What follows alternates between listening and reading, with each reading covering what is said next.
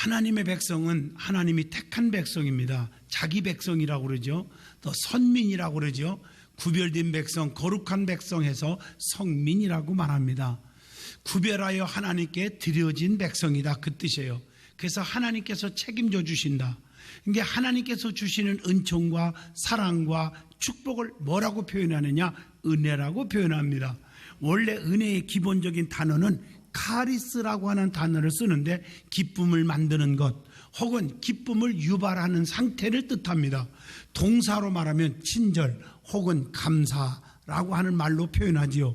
성도는 날마다 은혜 속에서 살아갑니다. 그러므로 성도들이 사는 자체가 은혜요, 구원받은 것이 은혜요, 성령 충만받은 것이 은혜요, 특별 은총 속에 병들었을 때 고침받고 문제 있을 때 해결해 주고, 이게 다 하나님의 은혜 속에 이루어지는 것이요, 만사가 형통하며 살아가는 자체가 은혜인 줄로 믿습니다.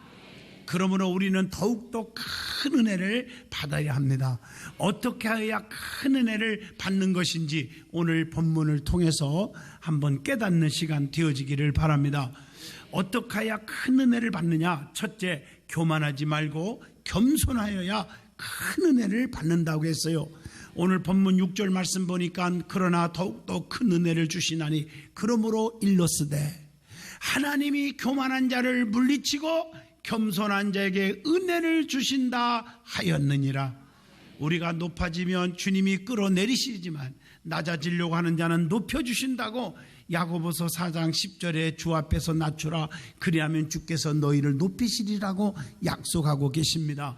하나님은 교만한 자를 대적하시고 겸손한 자에게 은혜를 주시기 때문에 하나님의 능하신 손 하나에서 겸손하라 이렇게 권면하는 거예요. 그렇게 되면 때가 되면 너희를 높이시리라. 베드로전서 5장 5절로 6절의 말씀입니다. 그래서 우리 믿음의 사람들은 절대적으로 교만하면 안 됩니다. 교만하면 어떻게 되는지 하나님의 말씀 성경 구구절절이 많이 가르쳐 주어 있어요. 첫째, 호세아 7장 10절 영적인 부패가 온대요. 부패한대. 영적으로 부패해 버린대요. 악취가 나버려요. 그래서 다니엘서 5장 20절 그 영광을 뺏겨버린다고 그랬어요. 또 미련한 자보다 희망이 없어진다고 잠언서 26장 11절에도 말하고 있고, 더 중요한 것은 에레미야 49장 16절을 보니까 내 마음의 교만함이 너를 속였도다. 스스로를 속이고 살아. 여러분이 자신들이 자신을 속고 속이고 사는 거예요. 그래서 입만 열리면 에레미야 43장 2절 거짓말을 밥 먹듯이 하는 거예요. 또 그래서 잠언서 16장 18절에 교만함은 어떻게 되느냐? 교만은 패망의 선봉이요 거만한 마음은 넘어짐의 앞잡이니라. 믿음이 넘어지고 가정이 넘어지고 왜 이런 일들이 생기느냐? 왜 여러분들이 넘어지는 자가 많으느냐? 교만해서 그렇습니다. 여러분, 교만한 사람은 믿음이 절대로 자라지를 않습니다. 아무리 주의 종들이 간절하게 기도하고 금식하고 말씀을 선포해도 가슴에 와닿지를 않는 거예요. 전부 비판적으로 들려버리고, 그래서 삶 속에서 신명기 8장 14절 교만하여 하나님을 잃어버리는 거예요. 여러분, 하나님 잃어버리면 어떻게 되는지 아세요? 성경을 보세요. 하나님의 주님의 제자들이 배를 타고 가는데 주님이 배 안에 계셨어요. 근데 주님을 잊어버린 거예요. 자기들끼리 먹고 마시고 쑥덕거리고 자기들끼리 대화하다 보니까 주님이 계신 걸 잊어버리니까 풍랑을 만나서 죽게 돼버렸어요. 마지막 깨달은 게 어머나 주님이 계셨네. 그제서야 깨달은 거예요. 찾아보니 배 밑에서 주무셨어. 어떤 분은 이렇게 말해요. 하나님은 졸지도 아니하시고 주무시도 아니하시고 밤에 달과 낮에 해가 상치 아니할 것이며 그러는데 왜 주무셨냐? 그렇게 말하길래 내가 답을 했어요. 얼마나 심심하게 주님을 만들었으면 배 밑에서 주무셨겠냐 그랬어요. 주님이 계신데 계신 걸 잊어버린 거예요. 그래서 풍랑 만나 죽게 되고 손해본 거예요. 잊어버리면 안 돼요. 주님을 깨웠을 때 풍랑이 그친 줄로 믿습니다. 자네께나 우리 주님 다 생각하고 살아야 하는데 교만이 들어오면요 주님이 안중에 안 보이는 거예요. 사울왕이 하늘 높은 줄 모르고 권세가 올라가고 명예가 올라가고 재물이 생기니까 주의 종이 안 보이고 하나님이 안 보이다가 하나님 앞에 버림받고 비극을 맛보지 않습니까? 그것뿐입니까? 교만하면 에레미야 48장 26절 조롱거리가 된다 그랬어요. 토해버리고 뒹굴고 조롱거리가 되느니라. 그리고 에레미야 48장 42절 보니까 거기에 보면요, 멸망하고 다시는 일어나지 못하게 된대요. 회복이 어려워요. 잠언서 14장 16절 보면요, 거기 보면 어리석은 자는 방자하여 스스로 믿느니라. 교만하면 방자해지고 지혜로운 자는 지혜를 통해서 성공하는데 지혜가 없어져요. 그래서 잠언서 15장 25절에 보니까 교만한 자의 집을 하나님이 어떻게 한다요? 헐어버린대요. 무서운 거지요. 교만한 자가 꼭 깨달아야 할 말씀이 있습니다. 뭘 깨달아야 할까? 갈라디아서 6장 14절 절대로 십자가 외에는 자랑하지 마세요. 사울이 변하여 바울이 되었잖아요. 은혜를 받고 나서 자기의 명예, 권세, 로마의 시민권 가진 거, 재물이 많은 거, 많이 배운 거 자랑하다가 그게 분토보다 못한 것으로 여기게 되었고, 예수 십자가 외에는 결코 자랑할 것이 없다고 고백을 하게 되었습니다. 여러분, 겸손해져요. 은혜 받으면 겸손해지면 자랑거리는 예수 십자가밖에 없어요. 그래서 고린도전서 3장 21절 누구든지 사람을 자랑하지 말라고 그랬고요. 왜냐하면 로마서 3장 10절 의인은 없나니 단 하나도 없기 때문입니다. 세상에는 죄를 범치 않는 사람이 아무도 없어요. 전도서 7장 20절 선을 행하고 전혀 죄를 범하지 아니하는 의인은 세상에 없다고 했습니다. 그래서 우리는 교만하지 말아야 합니다. 겸손하여야 될 줄로 믿습니다. 그러면 어떤 사람이 겸손한 사람입니까? 라고 물어보면, 겸손한 사람, 나는 겸손해, 나는 온유해, 그런다고 겸손하고 온유한 게 아니고, 겸손한 사람은 성경에 답이 나와요. 잠언서 13장 10절 권면을 듣는 사람이에요. 그래서 지혜가 오는 거예요. 창세기 3장 13절 남의 탓을 하지 않아요. 다 내 탓입니다. 나 때문입니다 라고 말하는 거예요. 그리고 요한복음 3장 30절 그는 흥하여야겠고 나는 쇠하여야 하리라. 요한처럼 말입니다. 예수님만 높이고 나는 낮아지는 자가 돼야 돼요. 그리고 사람들을 자꾸 높일 줄 알아야 돼요.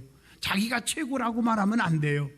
그리고 역대하 12장 6절 오직 하나님만을 높이는 자가 될 줄로 믿습니다.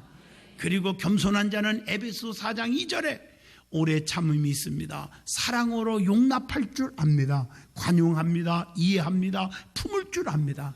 그러면 겸손하면 어떤 축복이 올까? 어떻게 될까? 역대하 7장 14절 절대적으로 죄 사함을 받는 축복이 옵니다. 주님이 다 용서해 주신대요. 겸손한 자에게. 열왕기상 3장 13절 존경받고 부와 영광이 온다고 그랬어요. 평생 동안. 잠언서 15장 33절 하나님을 경외하는 것은 지혜의 훈계라 겸손은 존귀의 질잡이니라. 존귀함을 얻어요. 뿐만 아니라 잠언서 22장 4절 보니까 겸손과 여호와를 경외함의 보상은 재물과 영광과 생명이니라. 재물이 와요. 재물이. 겸손한 자가 그래서 형통하고 겸손한 자가 부자가 되는 거예요. 그래서 야고보서 4장 10절 주 앞에서 낮추라. 그리하면 주께서 너희를 높여주시리라. 그것뿐입니까? 마태복음 18장 4절 누구든지 어린아이와 같이 자기를 낮추는 사람이 천국에서 큰 자니라. 그것뿐입니까? 시편 22편 26절 먹고 배부르게 해주신대요. 그것뿐입니까? 시편 147편 6절에 여호와께서 겸손한 자들은 붙드시고 악인들은 땅에 엎드러 트리시는도다. 하나님이 겸손한 자를 붙들어 주신대요. 주님이 붙들어 주시면 기적이 일어나는 거죠. 그러면 어떻게 하면 겸손할 수가 있을까? 누가복음 18장 13절 나는 죄인입니다. 세리와 같이 감히 눈을 들어 하늘을 쳐다보지 못하고 가슴을 치면서 하나님 불쌍히 여겨주세요. 나는 죄인이로소이다 하였느니라. 자기 자신의 무가치함을 인식하고 살아야 합니다. 나는 부족하다는 걸 깨닫고 살아야 합니다. 그래서 누가복음 15장 19절처럼 나는 나를 품꾼의 하나로 여겨달라고 이 탕자가 아버지 앞에 나와서 고백한 것처럼 나는 이제부터 아무것도 할 수 없는 가치 없는 자예요. 품꾼으로 여겨주세요. 이런 자세가 있어야 돼요. 빌립보 3장 9절 하나님의 거룩하심을 인식해야 돼요. 하나님은 구별된 분이요 거룩하신 분입니다. 그래서 잠언서 8장 13절 오직 하나님만을 경외하고 살겠습니다. 이렇게 나와야 되는 거예요. 그래서 성경에 보면 이 겸손한 위대한 인물들이 얘기가 참 많이 나와요. 그런데 중요한 것은 겸손한 자들이 한결같이 세상 말로 대박이 터져요. 다 하나님의 사랑과 축복 속에 살아요. 잘 돼요. 아브라함 보세요. 창세기 18장 27절 본인을 티끌이나 재와 같다고 겸손하게 고백해요. 야곱도 창세기 32장 10절에 하나님의 은혜를 막 높여줘요. 또 모세도 출애굽기 3장 11절 나는 아무것도 할 수 없는 부족한 사람이라고 나보고 가라면 어떡합니까? 라고 부족함을 고백해요. 여호수아도 여호수아 7장 9절 보니까 모든 일을 주를 위해서 하듯 했다 그렇게 말해요. 다윗도 사무엘상 18장 18절에 보니까 어디서나 겸손했고, 그러니까 나단 선지자의 책망을 받을 때도 침상적시고 회개할 줄 알잖아요. 욥도요, 욥기서 42장 6절 보니까 자기 자신 스스로 나는 티끌과 재 같은 자라 이렇게 고백을 했어요. 에레미야도 하나님 앞에 나는 아이라 말할 줄 모르는데요 이렇게 겸손하게 에레미야 1장 6절을 통해서 고백을 합니다. 다니엘도 다니엘서 2장 30절 보니까 스스로 나는 지혜롭지 못한 자라고 겸손하게 표현합니다. 그러므로 하나님 앞에 쓰임받는 자는 이와 같이 겸손한 자가 돼야 돼요. 내가 잘났습니다, 내가 이렇게 잘 나갑니다, 나는 하나님이 붙들어 주니까 나는 지금 이렇게 잘 나갑니다 그러지 않고, 내가 잘나서요, 내가 노력해서요, 부모 잘 만나서요, 내가 운이 좋아서요, 이런 소리 하들들 마세요. 하나님이 그날로 끝장이에요. 겸손해지시기를 바랍니다. 예수님의 겸손을 배워야죠. 마태복음 20장 28절 그는 하나님이에요, 전능자예요, 하나님의 아들이에요. 그런데 인자가 온 것은 섬김을 받으려 함이 아니라 도리어 섬기려고 자기 목숨을 많은 사람들의 대속물로 주려 함이니라. 주님이 그렇게 말했어요. 자, 두 번째, 더욱더 큰 은혜를 누구에게 주십니까? 하나님께 복종하는 자가 받습니다. 오늘 본문 7절에 너희는 하나님께 복종할지어다 마귀를 대적하라 그리하면 너희를 피하리라. 하나님께 복종하라. 이 복종은요, 예속하다, 영향을 받다. 하나님께 속했고 하나님께 예속되어 있어 나는. 그래서 이 하나님이 휘하의 군대가 되어서 마귀와 싸운다는 의미가 내포되어 있습니다. 하나님께 복종한다는 의미는 하나님께 전적으로 순종한다는 의미가 되는 줄로 믿습니다. 그래서 우리는 하나님께 순종하셔야 합니다. 하나님께 순종하는 것이 마땅한 거라고 사도행전 5장 29절에 말씀하고 계십니다. 그래서 베드로전서 3장 22절 보면 모든 권세와 능력들이 순복했다고 말씀하고 계십니다. 육신의 아버지도 공경하는데 영의 아버지께 하나님께 더욱더 복종하는 것은 당연하지 않느냐고 히브리서 12장 9절을 통해서 교훈합니다. 어떻게 순종해야 할까요? 어떻게 순종해야 돼요? 신명기 30장 2절 보니까 하나님의 명령과 말씀을 지킴으로 순종하는 거예요. 너희가 나를 사랑하느냐? 그러면 내 계명을 지켜라. 내 계명을 지키는 자가 나를 사랑하는 자니라. 그리고 로마서 6장 17절 마음의 중심으로 순종해야 되는 거예요. 또 고린도후서 2장 9절 모든 일을 가리지 말고 범사에 순종하는 거예요. 또 로마서 1장 5절 믿음 안에서 순종하는 거예요. 믿음 안에서. 여러분 잘 아시는 대로 마르다 마리아 얘기가 나옵니다. 자기 오라비에게 나사로가 죽었고 장례 지냈고 썩은 냄새나는 다 끝난 상태지만 주님께서 그들에게 하는 말이 돌무덤을 옮겨 넣어라. 이해가 안 되지만 믿음으로 옮겼을 때 산채로 죽은 나사로가 살아나온 줄로 믿습니다. 순종은 기적이 있습니다. 순종은 행복을 가져다 줍니다. 순종은 축복을 가져다 줄 줄로 믿습니다. 내 마음에 든다고 그것만 순종하고 마음에 안 들으면 순종 안 하고 그건 올바른 순종이 아닙니다. 그래서 히브리서 13장 17절에도 순종하고 복종하라. 그 말은 순종은 마음이 내키면 하는 거고 복종은 마음이 내키지 않으면 하는 거다. 그렇게 말하니 거역하지 말아라 하는 뜻입니다. 열왕기야 4장 4절로 6절 보면 선지자의 생도의 아내가 순종하여 빈 그릇을 많이 빌려오고 갖다 기름을 부어라 할 때 차고 넘치게 축복을 받아서 여러 가지 어려움을 다 극복했잖아요. 빚을 싹 갚았습니다. 오늘 여러분 순종하면 빚이 하나도 없게 갚아지는 축복이 임할 줄로 믿습니다.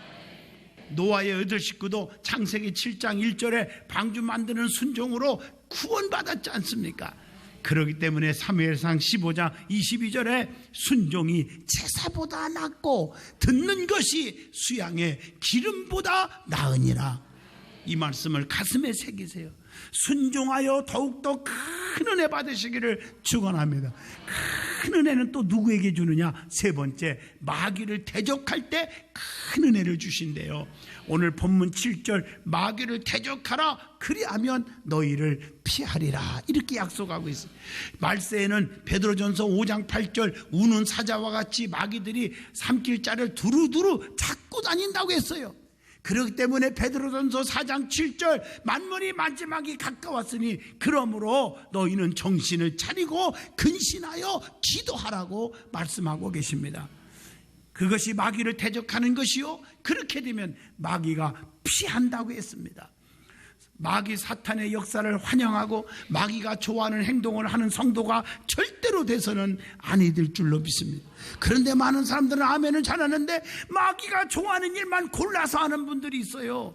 마귀가 좋아하는 것 하다가 망하지 말고 마귀가 좋아하는 일을 하지 말란 말이에요. 그러면 마귀가 제일 좋아하는 것이 뭐냐? 성경적으로 가르쳐주면 출애굽기 14장 11절로 12절, 불평, 불만 아주 좋아합니다. 이스라엘 백성들이 광야에서 불평, 불만, 하나님을 향하여 주의 종 모세를 향하여 하다가 얼마나 터졌습니까? 민수기 13장 32절로 33절에 가나안 땅을 정탐하고 돌아온 10명의 정탐꾼들은 부적인적인 말과 행동을 통해서 그 수십만 명을 현혹시켜서 가나안 땅에 들어가지 못하게 만들고 자기도 못 들어갔지 않습니까? 그 다음에 죄를 짓는 것을 좋아해요, 마귀가. 요한일서 3장 8절이요. 그래서 죄와 멀어져야 합니다. 그래서 마귀를 대적해야 돼요. 왜 대적해야 됩니까? 사도행전 13장 10절, 구체적으로 말하면 주님의 길을 방해하니까 대적해야 되는 것입니다. 또 신앙생활을 회방하니까 대적하라고 고린도후서 11장 3절에 우리에게 교훈하고 있습니다. 또 죄를 짓게 하니까 마귀를 대적하라고 요한일서 3장 8절에 분명히 말씀하고 계십니다. 또 불순종하게 만드니까 마귀를 대적하라고 창세기 3장 4절로 5절을 통해서 우리에게 가르쳐 줍니다.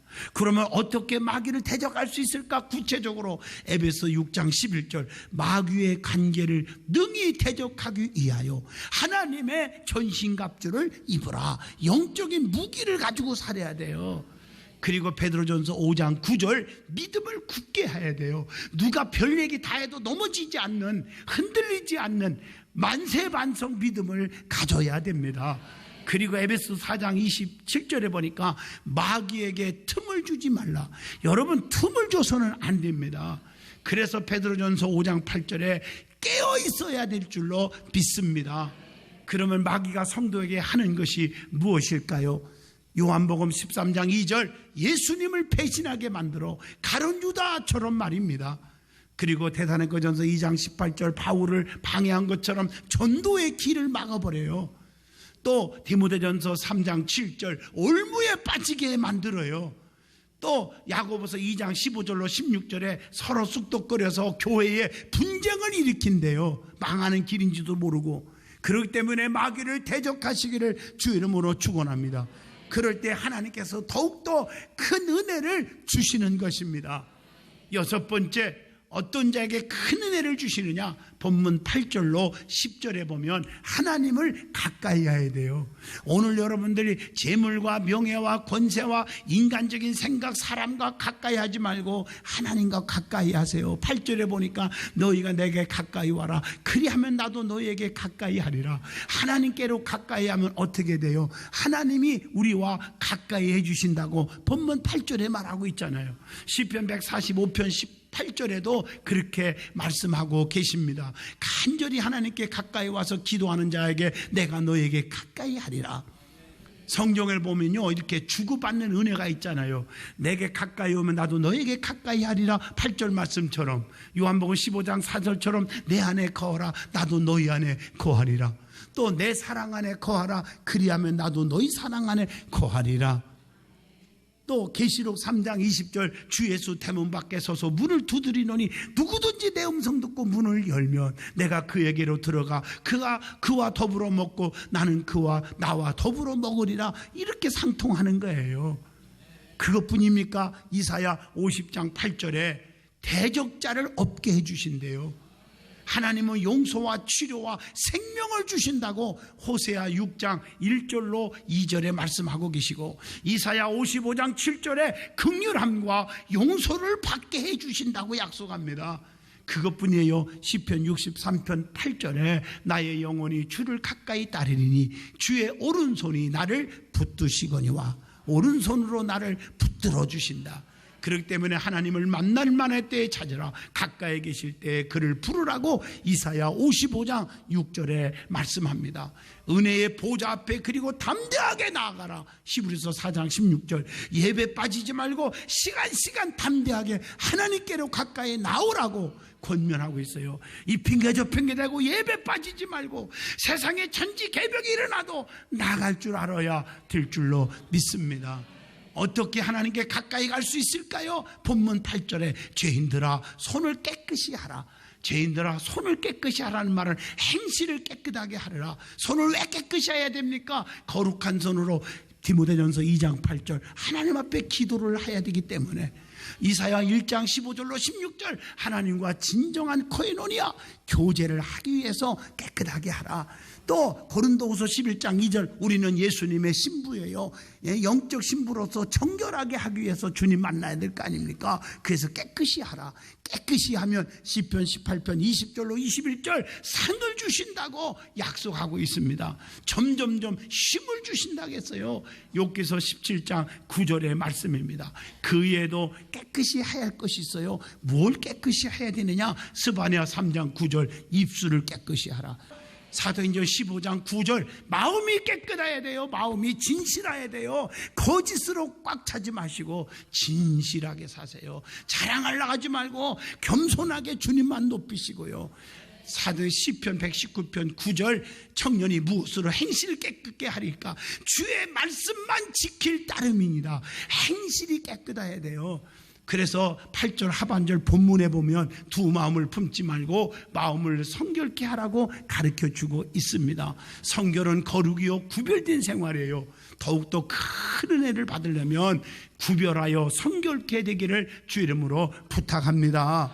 의와 불법과 빛과 어둠, 하나님과 재물 등등을 구별하여 살으라고 고린도후서 6장 14절이에요. 세상과 범벅이 돼서 살으면 안 돼. 내가 과연 육의 생각으로 꽉 차 있는지 영의 생각으로 꽉 차 있는지 로마서 8장 5절로 6절을 보시면서 영의 생각은 생명과 평안을 주지만 육의 생각은 사망에 이르느니라고 말씀하고 있습니다.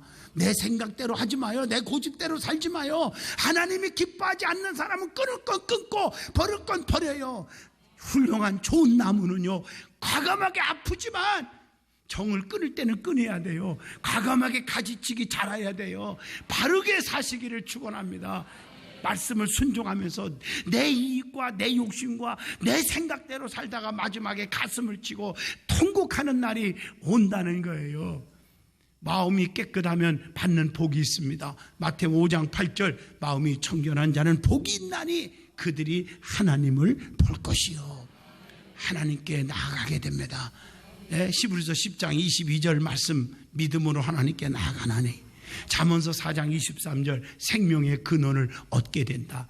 그러므로 두 마음을 품지 말고 한 마음 한 뜻을 가지고 주님과 교회와 주의 종들과 성도들을 사랑하시기를 주 이름으로 축복합니다.